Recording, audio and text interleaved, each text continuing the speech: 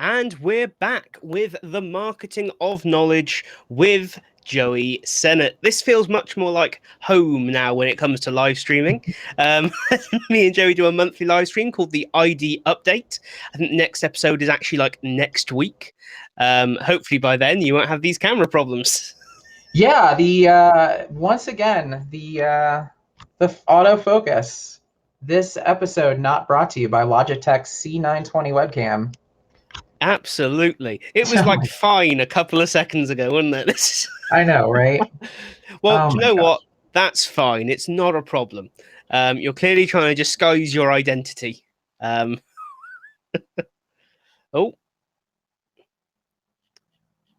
Well, look, we made it this far through a 2-day event without any major technical difficulties. The luck was going to end somewhere. And apparently, it ends now.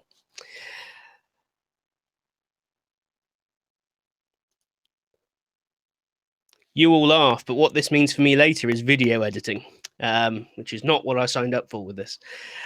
So while Joey's coming back on, I'll vamp for a little bit. No, this is going to be a really great session. I know Joey's worked really hard putting it together.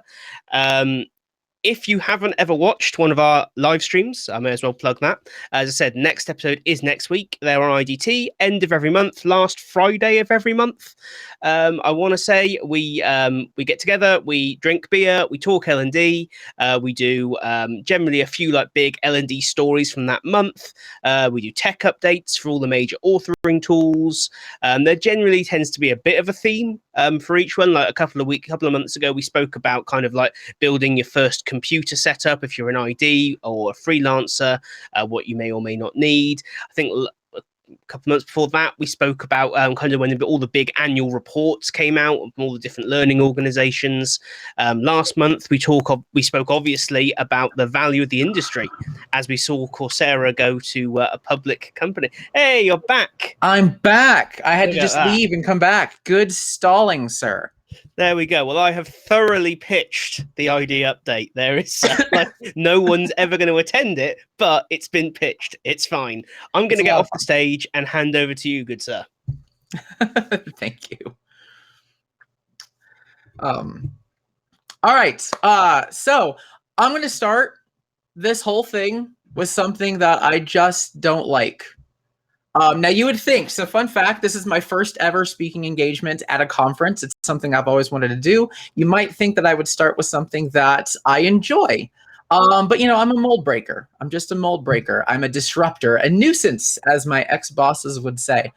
So anyway, thinking caps on, everyone. This is something for the group, something for you to participate in, and I'm going to try to monitor chat as best as I can. I want you to think about this and share. How would you finish this sentence? I'm going to share my screen here.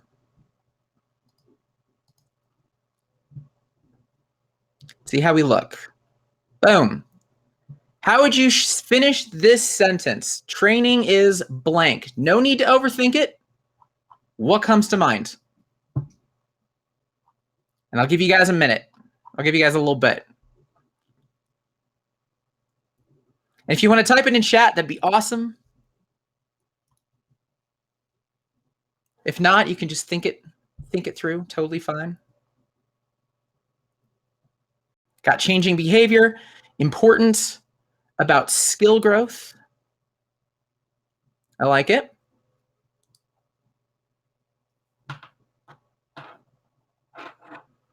All right, the rest of you, usually badly designed. That's sounds very, very Tom of this.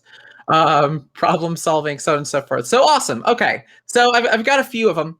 Now there's a lot of ways that you can go with this, right? So, as we just saw, changing behavior, important, skill growth, badly designed, problem solving. There's not really one correct answer here. We can also kind of do the flip side of this, right? Training is fun, like, amongst this group. Training is fun. Training is challenging. Training is inspirational, motivational. Maybe you go the thespian version of training is the backbone of our organization. Don't do that. It's real bad. Just don't. Or perhaps you go the valedictorian way of Webster's dictionary defines training as the act, process, or method of one that trains. That's actually the definition, by the way, if you go to Webster's site. I love when you use the word you're defining to define the word you're defining. It's great. It's awesome. It's a brilliant way to go. But this is the way that we often see the world as trainers. We are asked to provide training on a topic, and then we go. We fill in the blank. What do people need to know about the topic? What do people, who is our audience? What do I need to know about the topic? What are our learning objectives? How do we deliver? We apply our methodologies, taxonomies, and philosophies and build our final product. So when someone asks us, what is training? We can say with confidence, training is blank. Now, I just don't like this. I said I was starting with something I didn't like, and it's that simple. This is this way of designing. I'm going to show you why. So thinking caps back on. We're going to do this one more time. We're going to see how the how things change here. We're going to do this one more time. So again, same rules. How would you finish this? Training is blank, except I'm going to make one small little change. You're barely going to notice it.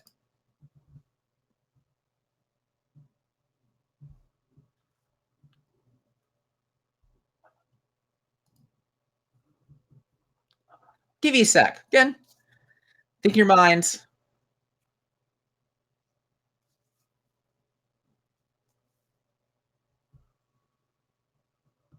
Mandatory right out of the gate. Very much needed.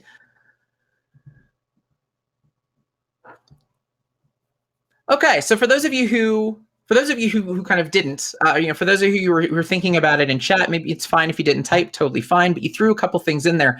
How many of you changed your answer?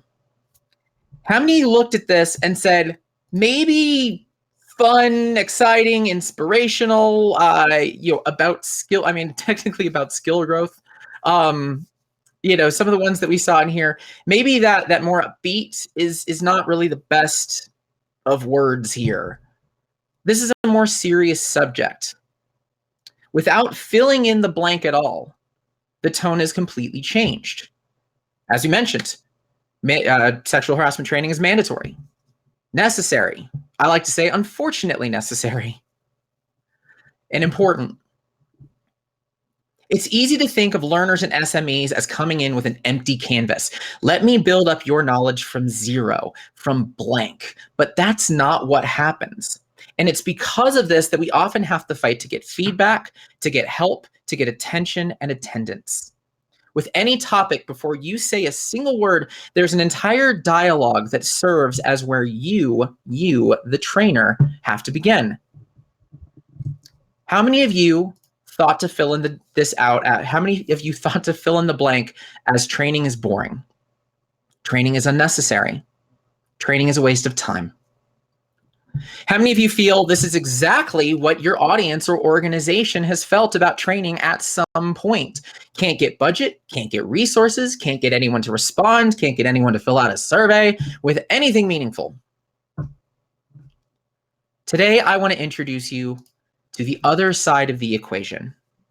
The preconceived notions, the origin stories, the emotional responses, the things that are easy to overlook until they come back to haunt you. The phones come out, the eyes glaze over, that sweet fog of what am I doing here fills the air. Exactly how do you get people on board with training? And how do you draw out what you're really up against? My name is Joey Senart, and this is the Marketing of Knowledge. So, quick introduction to me. I've been doing instructional design for 10 years. I started at Constant Contact as a support rep. I was the guy on the phone. You're frustrated, you're confused, you're lost.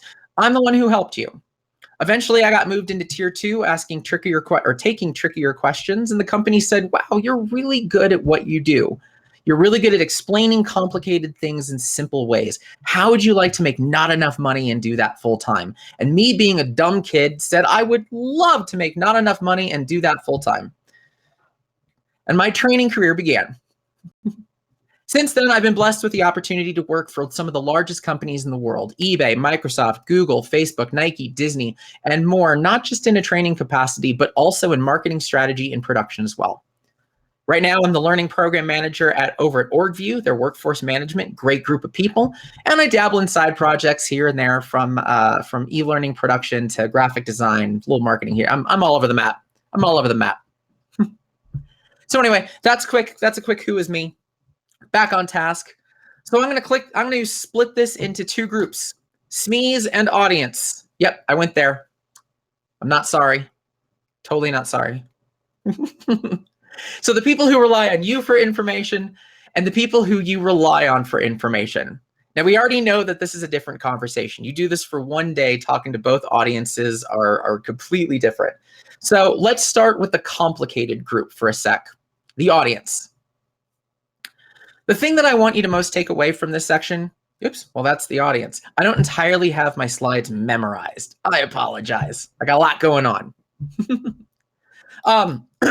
So if there's one thing I want you to take away from this section specifically, is that there's a lot more going on than what is blatantly obvious. And that can affect interest, participation, attention, and willingness to retain information. So I want to share with you a couple questions that you can ask yourself and ask others to try to draw some of those things out. I'm gonna stop presenting for a sec. Hi guys, it's me again. So today the audience, my audience, is learning and development professionals of all ages, backgrounds, and skill sets. And I could build a lot from that. I could build this entire thing from that. But if you really want to draw out extra risks or challenges that can make this thing uninteresting, unimpactful, or straight up ignored by my literal target audience, by the group that I've brought into the room, that I focus this on, I can still screw this up. I can still make this uninteresting, unimpactful. I could just be a mess. So there are some deeper questions to ask. So let's start with this one.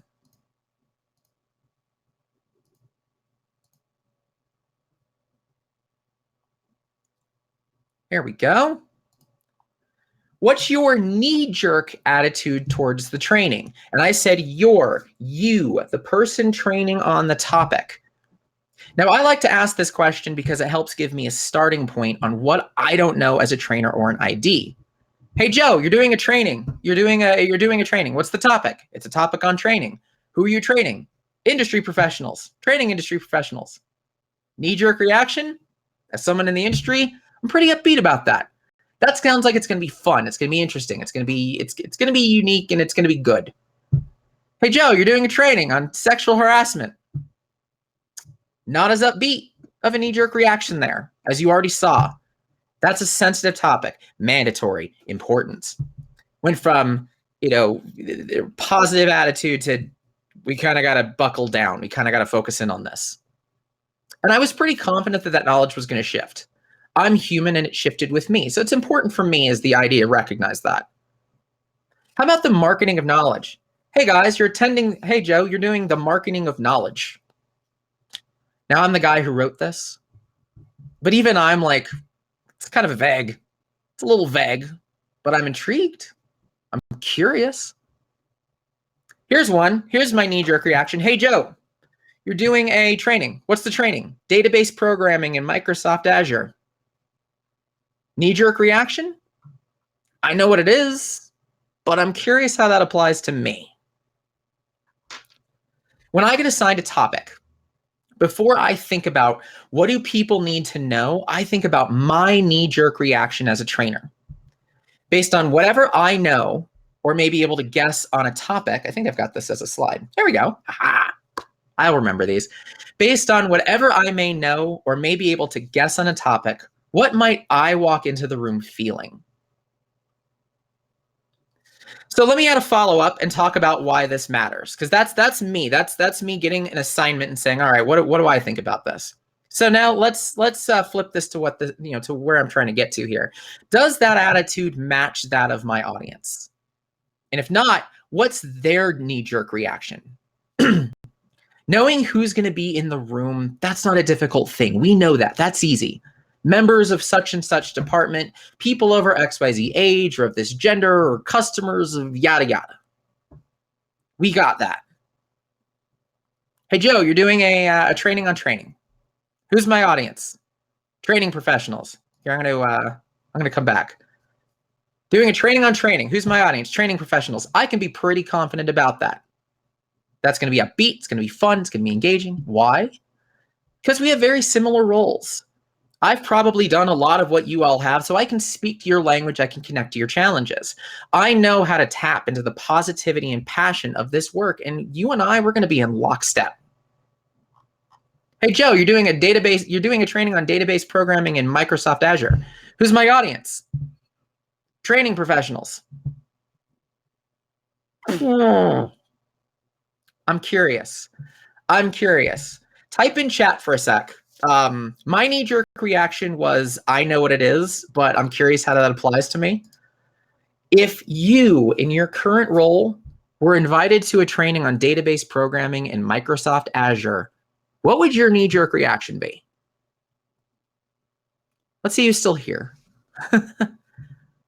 So you guys, ID professionals.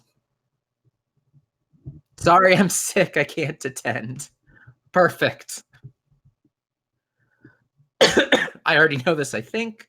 Why? How will I use this information? For sure. So it's definitely not a lot of, oh my God, this is exactly what I needed, right? But now let's say that your audience are new database programmers to your organization. Hey, Joe, you're doing a training on database programming in Azure. Who's the audience? Database programmers. It's pretty easy. That's naturally going to connect.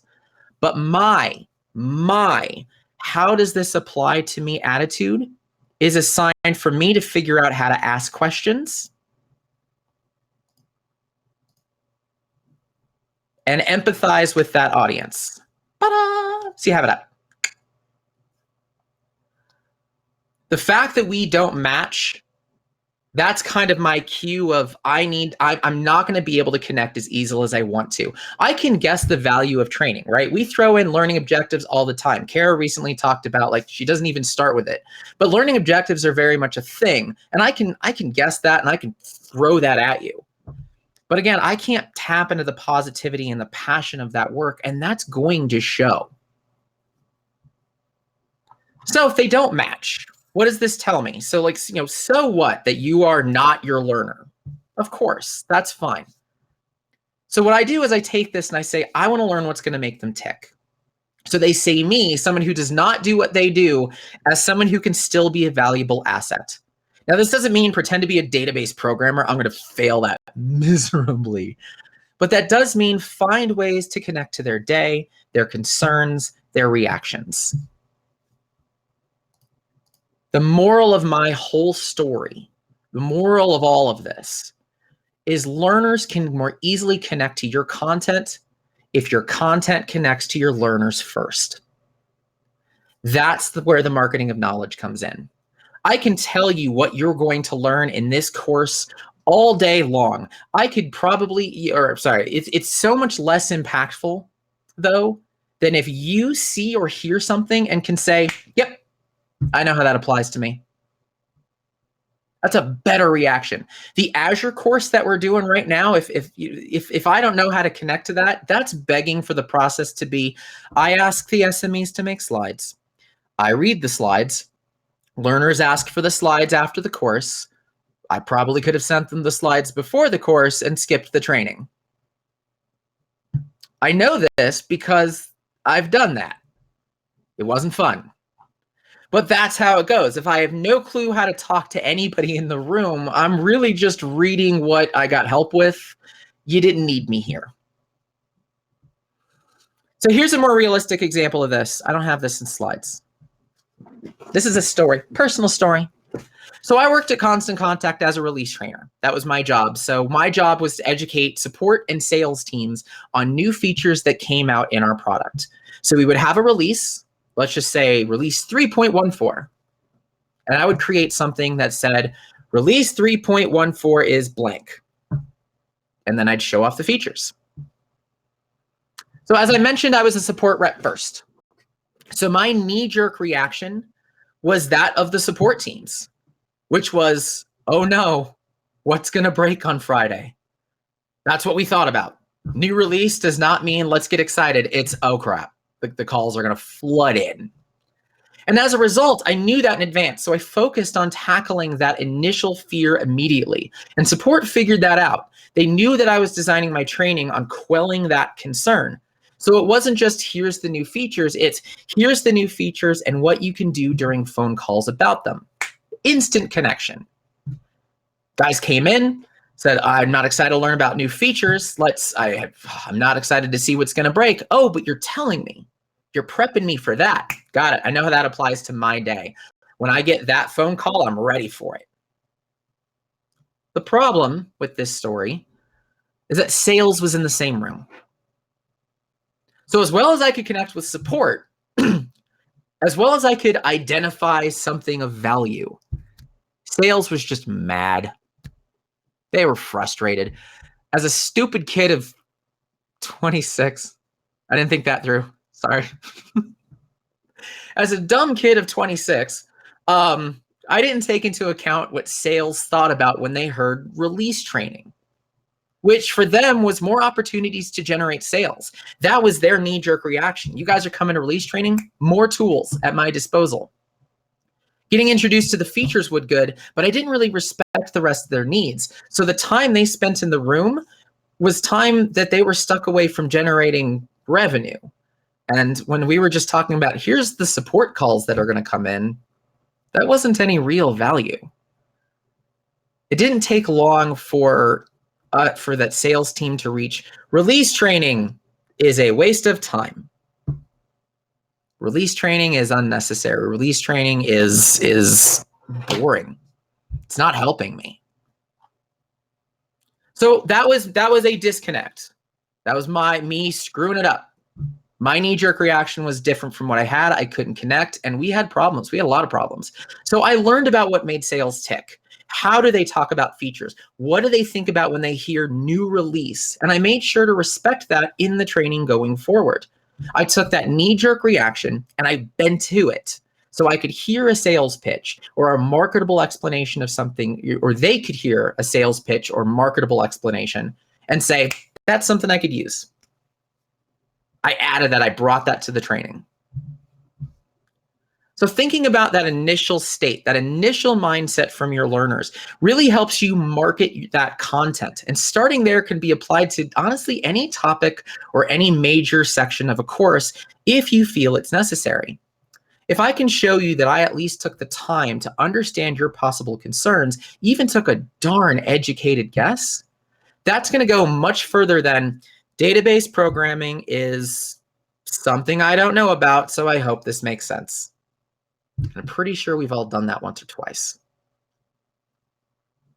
Along with the content for audiences, there's another topic that I like to keep in the back of my mind. And this is less about connection and absorption and more about attention and just respecting the audience or respecting the experience. Back to the old PPT. What factors turn the experience of training into an uphill battle? This training journey that we're on it together. That's been the story lately, right? Every company out there in their marketing, with the pandemic and all of this, we're in this together.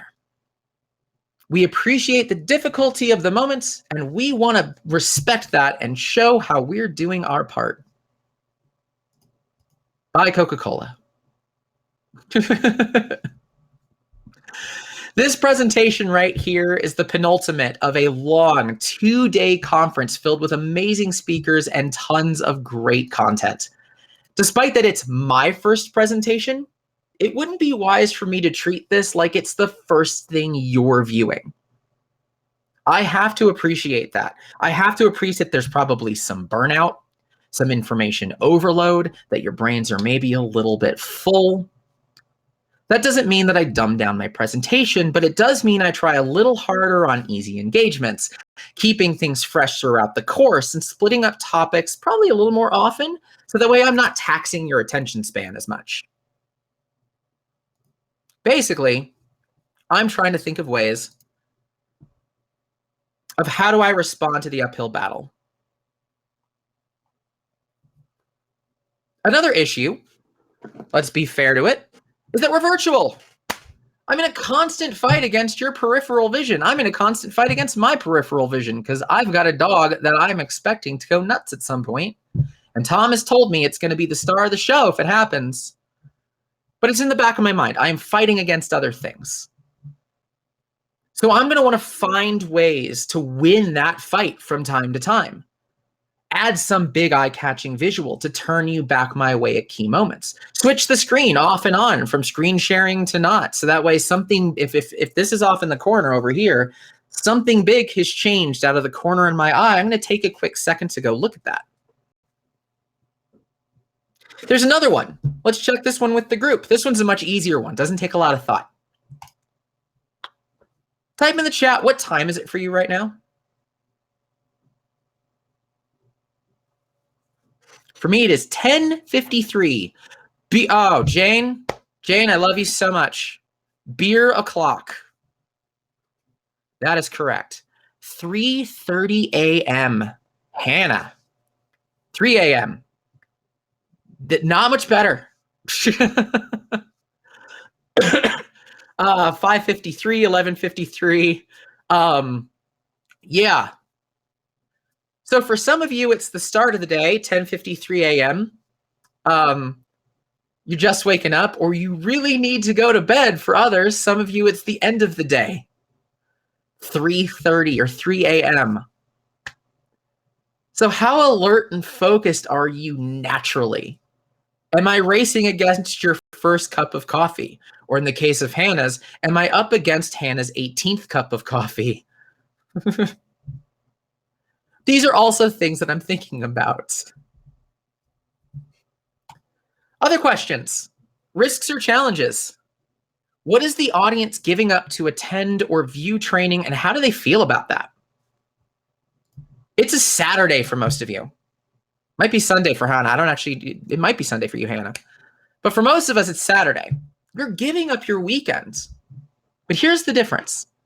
This is a learning conference. I know you're doing this willingly. So I can read and respond to that as there's more natural interest, there's excitement, there's passion. No matter what, as long as it's kind of a positive tone, we're probably going to have a little fun. So let's tap into that fun. I can do that. Change that if this were mandatory. If you were forced to be here on a Saturday, that's a different tone. Case in point, who's ever tried to train at 4:30 p.m. on a Friday? You don't have to share that in the chat. I just know you're like, oh yeah, been there, done that. I'll take emojis too. You can take all of your planning, all of your learning objectives, all of your thought process, and you can throw it out the window. Learners are likely giving up the opportunity to go home for the weekend or to wrap up their week. Yeah, I don't miss those days either. I might still have those days, actually. I don't know yet. Now, usually my response there is to just not train at 4:30 p.m. on a Friday. Just don't do it. But if you're stuck with that, if you don't really get a choice, they don't get a choice, acknowledge that your audience is probably going to want to decompress a bit. This is about the time where the giggles come out. So feed that energy. Feed into it if you can. If the topic calls for it, ask a lot of opinion-based questions. But know you're going in. Know you have to keep everyone on task. I don't remember if I have an answer for this. Oh yeah, we'll come back to that. Still learning the slides. First time, guys. So let's take this one a little bit deeper than simply time of day, because that's kind of an easy one. But in the case of my sales team at Constant Contact, training in any form, ILT, e-learning, whatever, force them to give up opportunities to generate revenue. And you can imagine the feeling was that they were just not happy about it, especially if in my case, it didn't resonate with them. That's them coming into the training that way. The last thing that I want is to have anything feel like a waste of time. The second we figure that out, we fix it immediately because time is precious to them. My questions there were, how much can I show or do and how quick could I do it? That's what sales were interested in. I need to go. I want to get out. I want to get back on my phone. I want to make money. Tangents, drawn out icebreakers, long activities. Nope. Nope. So I'm curious with you. I've got like 4 or 5 of you that are jumping into chat. So think about your audiences. What costs are associated with the training you tend to deliver? Again, ILT or e-learning. How do you think your audience feels about that? Are they giving up entire days to take training? Is it a question of money? Is it easy for your learners to see training as a good investment? Are they trying to sneak in videos during lunch so they're giving up breaks and opportunities to relax? What do you have for me? What does your audience give up? Time, productivity. Oh my God, time. Client support time, upset and demanding clients. God, Barry, I feel like you and I could do a whole episode on that. Clients frustrated. How about you spend 2 hours in a training? You really on the thing that you're frustrated about. You really want me to do that? You really don't want to just fix the thing so I can move on? No, we want to get you in a room and teach you things. Yeah. That's never a fun conversation.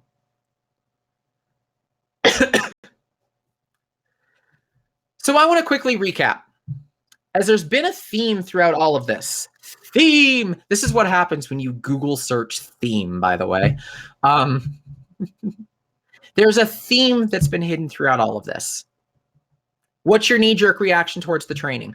Does it match your audience? What's their knee-jerk reaction? What factors make the experience an uphill battle? What is your audience giving up and how do they feel? Every conversation here is setting the bar for how your learners are entering training. Nothing here requires you to fill out any part of that blank.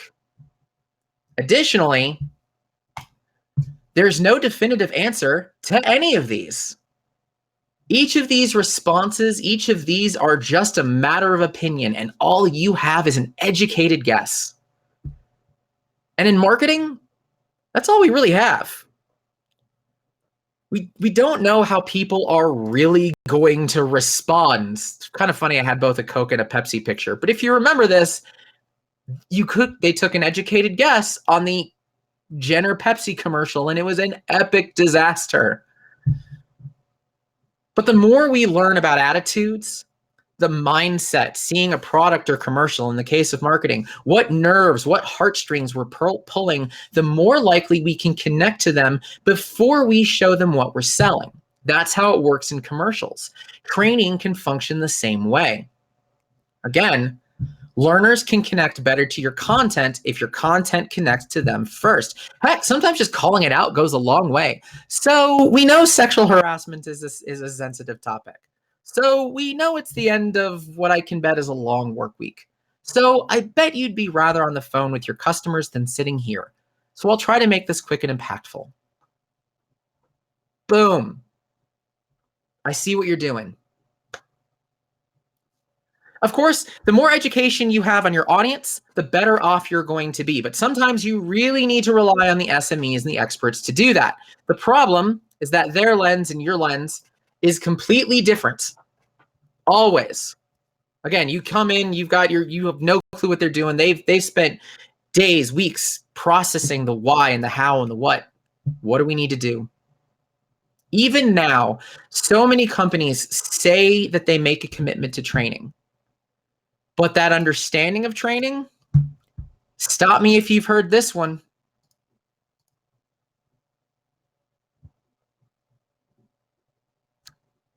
You just put together a PowerPoint and talk through it, right? That's kind of your job, trainer. Thanks, Bob. Thanks, VP Bob. And it still feels that way. I don't know why it feels that way, but that still happens. We talk to an SME, and that's kind of what they expect us to do. That's kind of what they think our job is. It's not uncommon for our resources, SME, stakeholders, whatnot, to limit their list of involvement to kicking off a conversation, serving as a sanity check, and being the glorified question answerer. Unfortunately, that leaves us as trainers stuck trying to see into their mind a little bit. Take that knee-jerk reaction and apply it to, I'm going to come back to you. Take that knee-jerk reaction that we talked about and apply it to a topic provided via VP. Like I said, their knee-jerk reaction is probably wildly different than yours, as you just don't have any context around it. You haven't had conversations with managers. You haven't done research. You haven't done all this. So there's going to be a disconnect. Well, I'll answer questions for you. Thank you. Thanks, VP Bob. Appreciate it. So how do you close that gap and get real meaningful information that your resources likely have, but just aren't really thinking about? We talked about the audience. Now how do we get the resources, the SMEs, kind of in on this? And I'm going to start with a little surprise.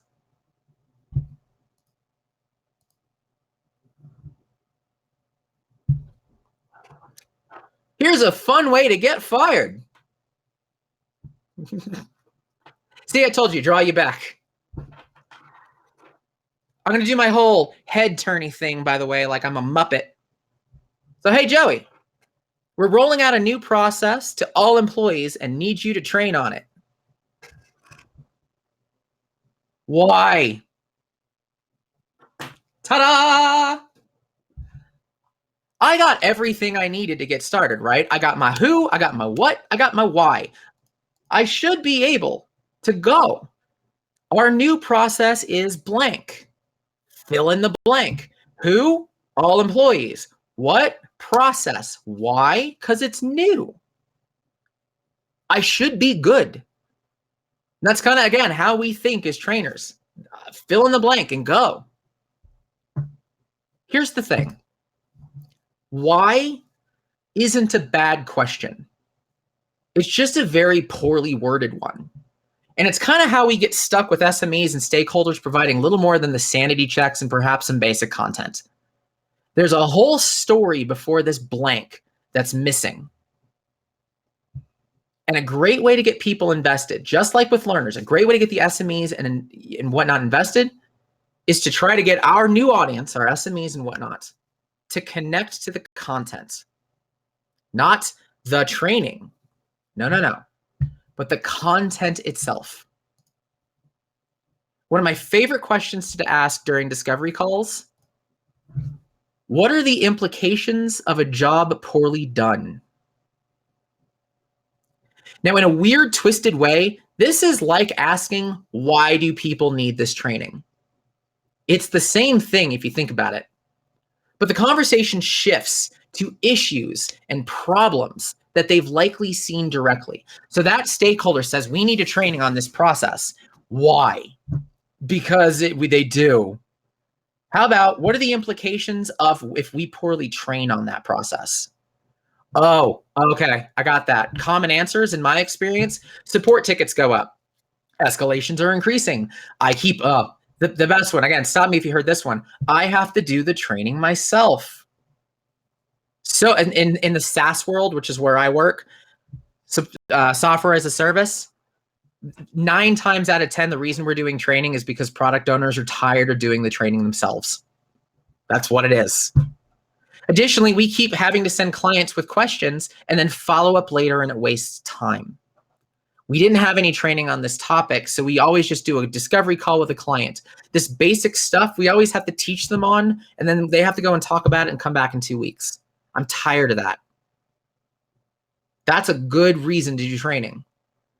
However, can you teach our clients on blank why isn't a good way to go about it? What are the implications? Oh, well, we have to do an extra meeting. It gets them thinking about it. It gets them thinking about how good training and what good training could do for them, that expert, that stakeholders. If learners mastered the content, what benefits do you see, SME? Once again, I'm finding the nerves and the heartstrings and the buttons to push. If learners don't follow this process, there could be legal trouble. If support doesn't know this feature, escalations are going to skyrocket. It's not the process is new, so they should know it. Now there are stakes involved. And the closer you can tie those to the person you're talking to, the more invested they're going to be. Next question. Hey, SME. Hey, stakeholder. What do you think our audience's knee-jerk reaction is going to be to this content? Now, I've already shared a little bit of kind of why that's important. What are people walking into? If I tell people, hey guys, we got a new process, I doubt that anybody who looks at that and says, awesome. But if that's something that VP has been working on for 3 months and they think it's going to be better, they're probably thinking, awesome. No. Kara, perfect. That's why change management is critical. Change management basically exists because one guy thinks this is the best thing ever, and everyone else is like, you're the dumbest person ever. You suck. You're awful. As an expert in a topic, sometimes it's hard to put yourself in place of someone who has no clue what you're talking about. I'm a card game nerd. I have a whole YouTube channel called Decks and Drafts, shameless plug, where I talk about card games and beer. I could talk your ear off and think that what I was saying makes sense and assume that that excitement that I have about something is going to transfer to you. I've been on enough bad dates to know that's not a thing. But when something is really important to you, it's easy to forget. Sexual harassment training as an HR rep is really important. Sexual harassment training as a learner that you've probably taken that same training years in a row because they're required, probably not as important to you. Yes, you understand that it's important, but it's not that same impact. Try to get those SMEs and stakeholders to think about the audience's point of view and pull them away from their feelings. Not that those feelings aren't valid, but again, the point here is to connect. If there's a fear that this is going to be very confusing, very new, that there's going to be a ton of pushback, getting your experts to acknowledge that on their own, or at least understand it, helps you tackle the training challenge in more creative, ways, and again, gets them more invested. Oh, it's not as simple as this training is blank. Let me provide context, stories, thoughts, direction. Another line I've basically used, I mean, you've already heard this. I can tell in SMEs, SMEs all day long why their help is going to be valuable. But it's much less impactful if they can identify it themselves and what they can add to the conversation. Period. I worked with, fun little anecdote. I was working with Facebook on a project, and I was working with the marketing team to teach marketers how to write creative briefs. That's what we were doing. How do you write creative briefs? And I asked them simple questions like, what are the implications of a job well done? What happens if they do this wrong? How does that come to you? And they were like, oh man, in so many ways. I can't get resources. Nobody's behind it. Executives. If I simply just ask them, what is the value of this training? I don't get that. I don't get that passion. I don't get them to just basically be angry for a bit, which by the way, if you ask these questions, if you get into a room and you really get them going, just let them go.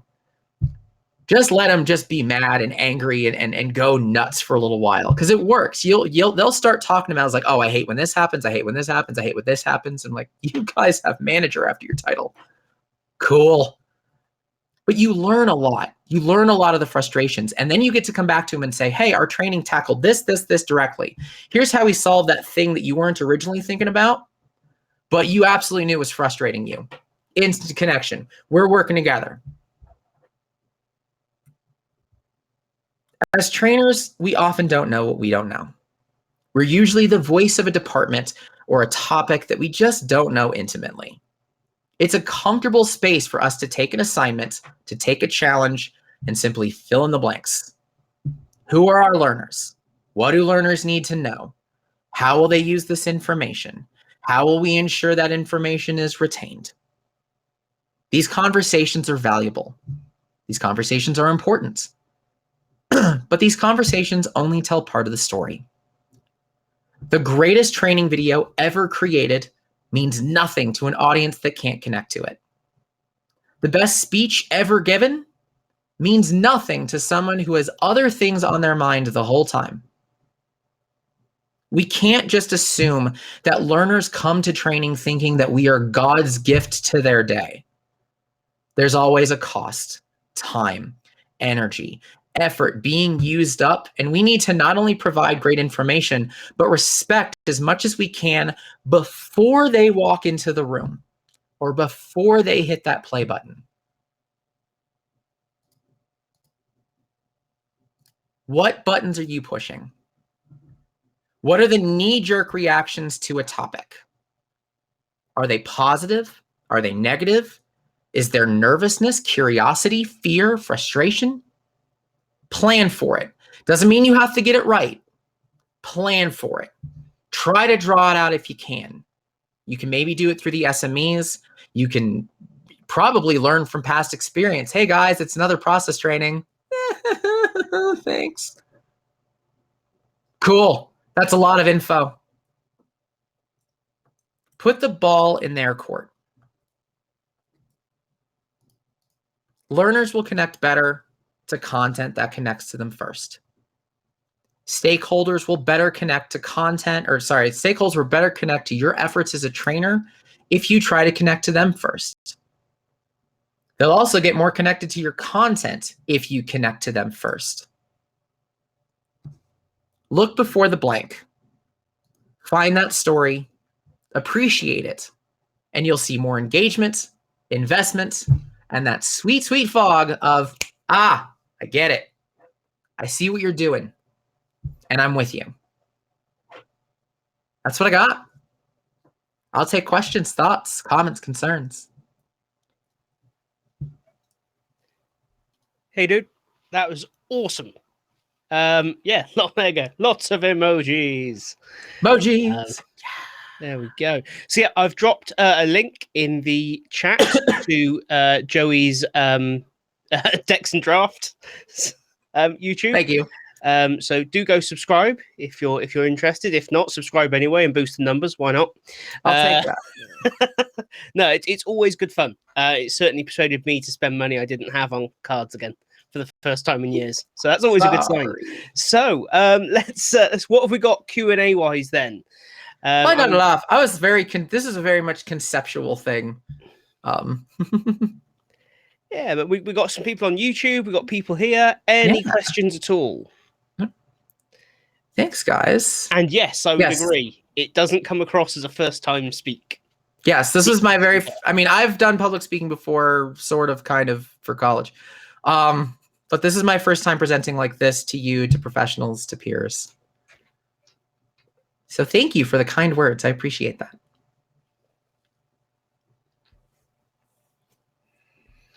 Anyone for you're allowed to not have questions. I'm just filling time and space. That's okay. That just means that I was 100% absolutely easily clear, easy to understand. Everything made perfect sense. And there we go. There we go. We're going to run out. And we're going to be like, hey, guys, can you not just give me a pointless topic and no information and a bunch of resources and documents to go look at? And maybe you talk about why you give a crap. It's a revolutionary new concept, right? I know. No, that's awesome. I think it is always interesting whenever someone like yourself with like good knowledge of the marketing world and experience working in that world looks at learning and just says, you've not really got this, have you? Yeah. It's such a basic concept once you think about how companies market things. Mm-hmm. But yeah, really, really powerful. Trying and bringing it into the training space has been so overwhelmingly positive. So it has completely changed the way that I looked at things. I was one of those when I first started Constant Contact. Fun fact, since we got a couple minutes, right? Do we have a couple minutes? Mm-hmm. Okay. So my Constant Contact job, that one that I spent a whole lot of time talking about, fired from it. I was fired from it. And the reason I was fired from it is because I was in my own head the whole time. So I took a lot of that. What's the knee jerk reaction to things? I looked at mine, but then I added the what was theirs because I always came into the room with what my knee jerk reaction was. What did I think about training? What did I think about this new feature? And I had no problem coming forward and saying it sucked. It was poorly designed. This is going to be a big problem for you support. And I didn't actually look at anybody else and say, maybe there's a reason that this is important. So it's kind of fun what I'm doing now. I get to basically do the same thing with that knowledge, with that understanding and that maturity. And it's been a game changer of like, okay, I think right out of the gate, there's a problem, but let's see the other perspective. But again, it's not after I learn info, it's before I learn it. And it's been a very interesting way to start conversations and to kind of draw out where my confusion, my frustration was, as well as kind of how do I share that with other people, right? I might think that something's bad.